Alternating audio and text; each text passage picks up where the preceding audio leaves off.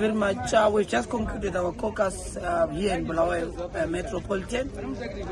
You know that our candidate selection process required that we hold the third phase of our process, which is the consensus candidate selection process, caucus, where we basically had candidates from the Metropolitan in council and in parliament to be meeting the people, presenting their manifesto, their program of action, because you know that the people ought to hear from the nominated candidate in terms of the credentials, their capacity, and in terms of what they need to do for the people. So we're very happy that the process went very well. It was peaceful, it was tranquil. We want to thank the people of Bulawayo, the beautiful city of kings and queens, for coming together and making sure that they endorse their candidate, they hear from them. But more importantly, also send a message in terms of who they prefer.